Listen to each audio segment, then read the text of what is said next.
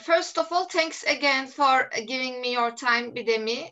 You are a PhD student and a teaching assistant in University of South Florida. If Yes, correct. maybe you can introduce yourself to us. Yeah, so my name is Bidemi, and I'm a student here in Florida, the University of South Florida, in the political science program. And I also work as a cybersecurity analyst. I do cyber threat intelligence. I study cyber politics, and that's why my work and my study, they kind of work hand in hand because I'm a cybersecurity professional, like I mentioned, and I'm also learning about the political angle of cybersecurity here in Florida. Mhm. So that's basically what I do. Thanks again for your time. Also, you teach American government, right?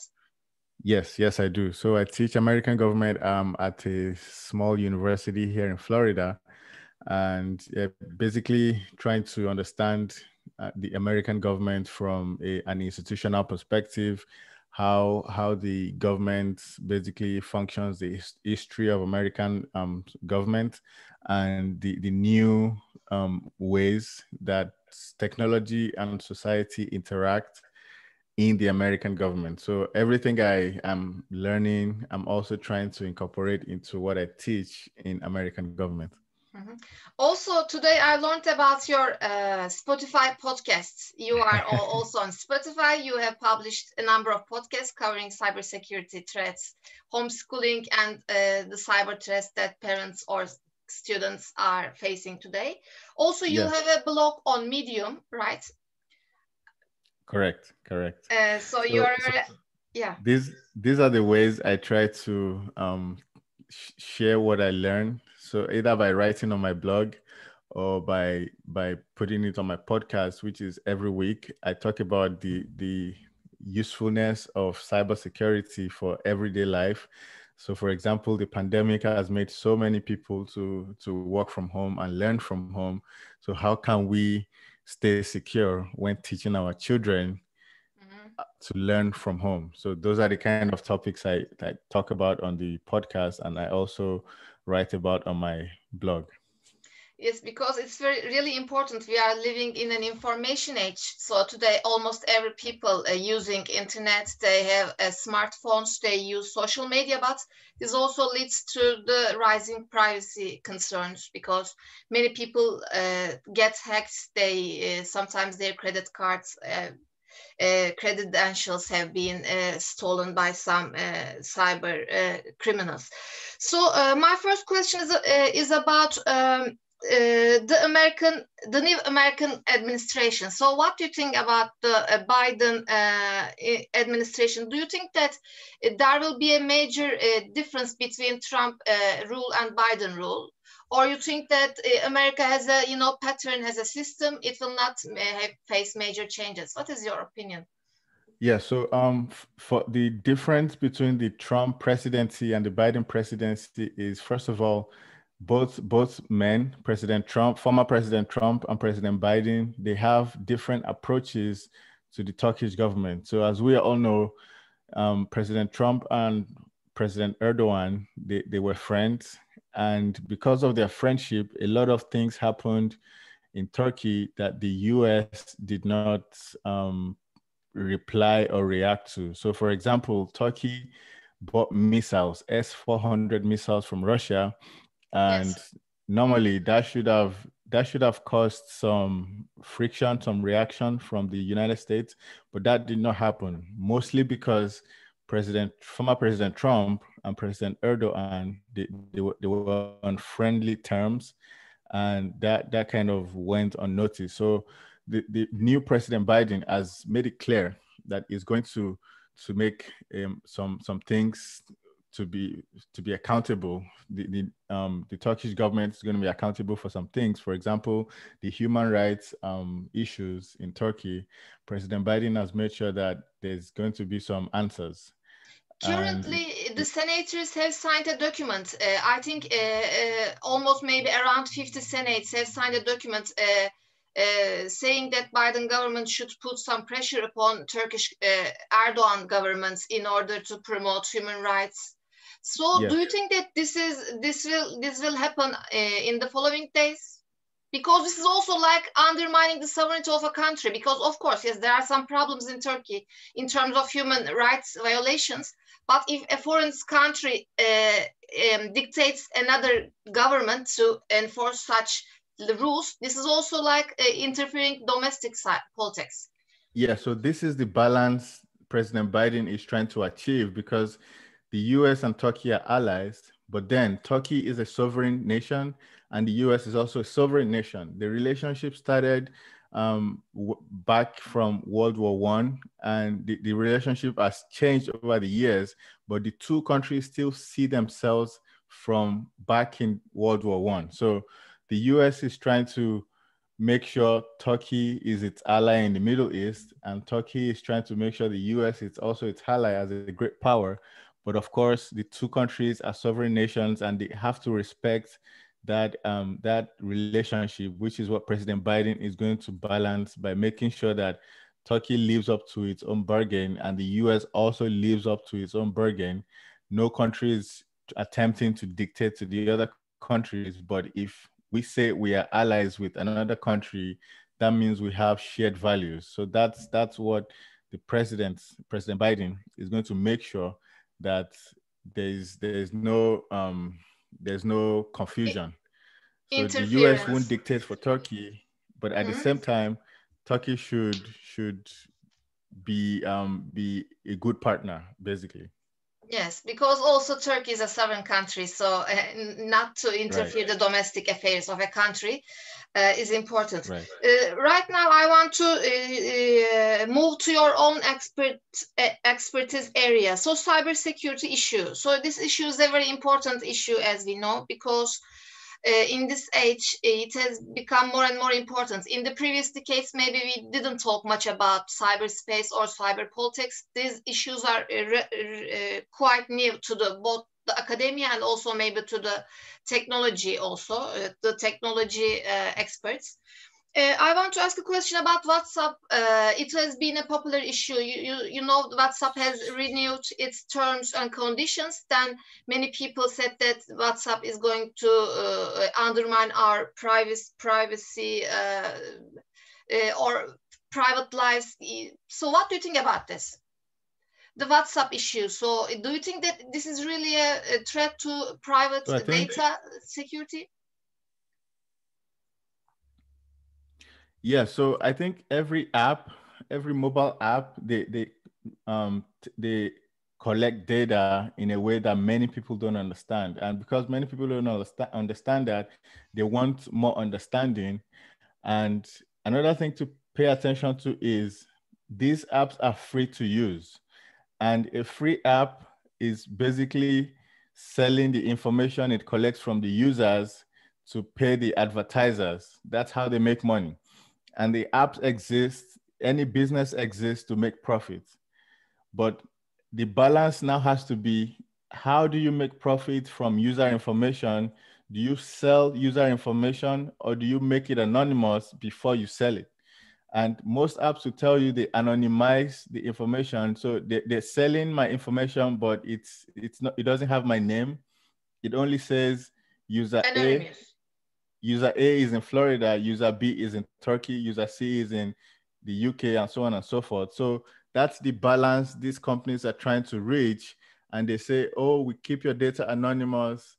We don't sell your data when it shows your name and location and so on and so forth. So that's kind of the balance these companies try to make, because they also want to make money, and they also want to make our lives easier by making sure we talk to our family, we connect to our families.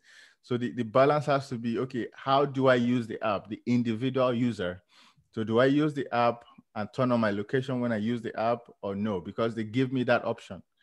Do I use the app when I talk to all my friends and I share my phone contacts with the app, or no? So it comes down to each individual user. Everyone use the app in different ways. If I own a business, I want the app to be able to communicate with my users and sell something to them.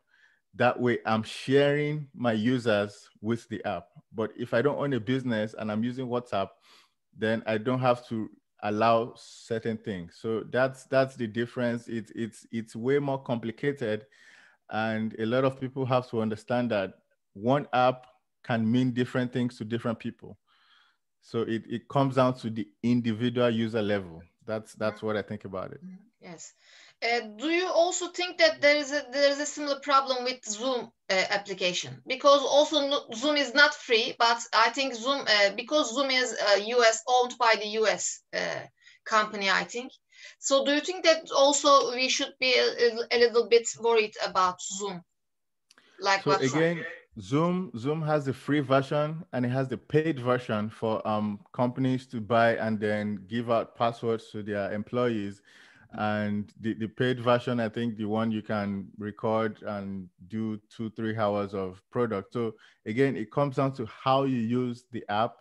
And if you want to log in with your username and password and give your actual data, you can do that. If you want to have a separate account that you won't put in too much information, then you can definitely do that as well. So that applies to so many apps, Zoom, Google, Microsoft Teams, Facebook, Twitter, so many of them. So it comes down to how much am I sharing with these companies, because how they use my data, it's kind of up to them.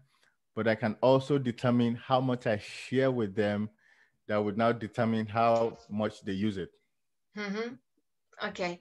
Another question is about, do you think that as a scholar working on both the government, the political side, also the technological, I mean the intersection of both sides, both the cybersecurity, cyberspace, cyber politics, we know that during the January 6th crisis in the United States, after the invasion of the Congress, right?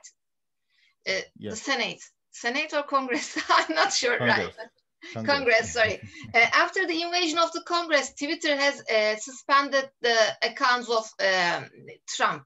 Also, Twitter previously did not the whole suspension, but Twitter also blocked some of the tweets of Turkish government officials, saying that it was like hate speech against LGBT individuals. So from time to time, we can see that the Twitter or like social media actors, um, yes, as seen in the Trump example, they suspended Trump's account. So do you think that this can be a threat to national sovereignty? I mean, can one day one day can come and we can see that the technology, huge firms or huge technology firms can overwhelm the state officials or state policies in terms of both warfare or other like governing a state. Do you think that there is such a danger in the future, like So undermining sovereignty maybe or security issues? yeah, so you were breaking up during the question. So if I understand it correctly, you said Twitter banned Trump, and Yes. how does that undermine national security?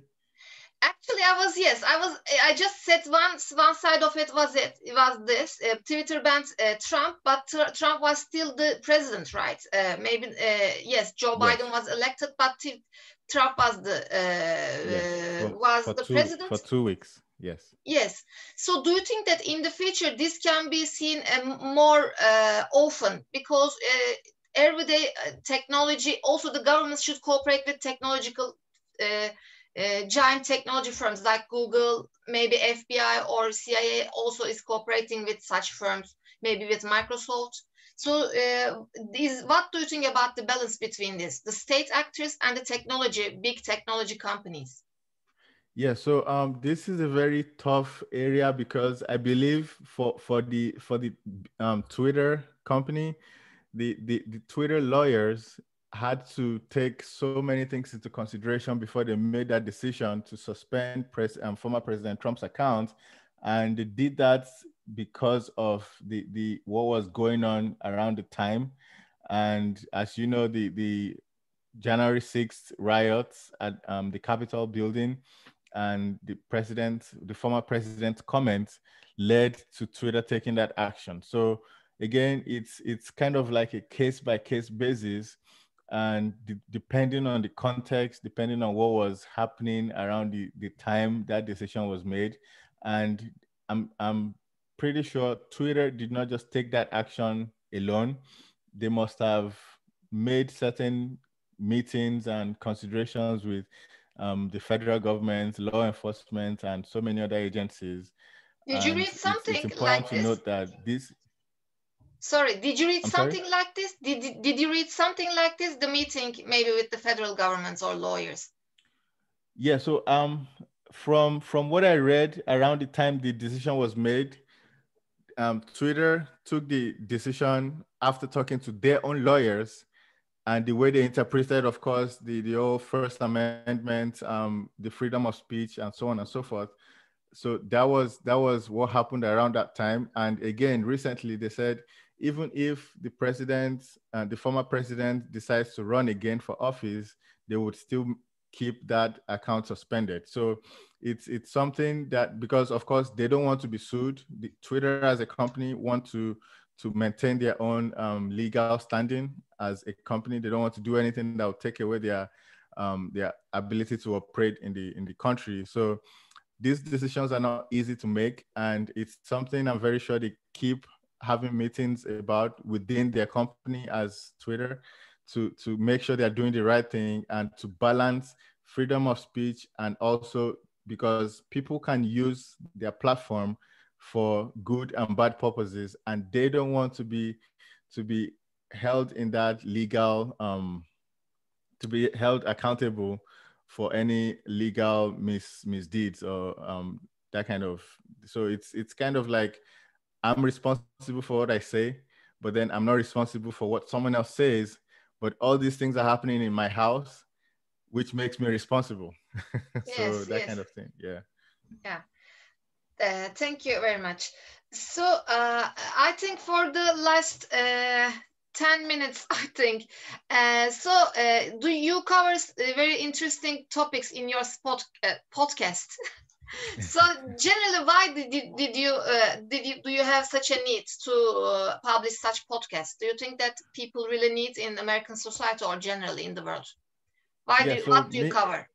me personally, I like to share my knowledge, and if it's in form of a book, or I have a book, I have a blog, now I have Could a you please talk podcast. about your book, Bidemi, also? Yes, you have a very brand new book about political decay. Yes, yes, yes. Could you please? Feet of Clay. So what do you tell in this book? So my book talks about feet of clay, and it talks about democracy, democratic values, and destructive influences. So basically, what is democracy? How do we maintain democracy? And what are the things that can destroy democracy? For example, if someone has too much power and the power goes unchecked, then that's the beginning stages of losing that democratic power. And we see Corruption. that all over history, all over the world, different countries, different tribes, different groups of people at some point or the other in their history, they've faced these problems. So how do we identify it when it's happening? How do we prevent it from happening? If it has started happening, how do we change from when it's going bad to where it was before? So that's basically what the book is about. It's about 11 chapters. Each chapter talks about different things that Countries. can mess up democracy. So do you talk about different countries in each chapter? So each chapter talks about one topic, and then examples can be from two, three countries or one country, or a Mhm. comparison of two countries. It doesn't have to be countries; it could be tribes, for Yeah, example. really So interesting. it's just a combination. It's like comparative politics.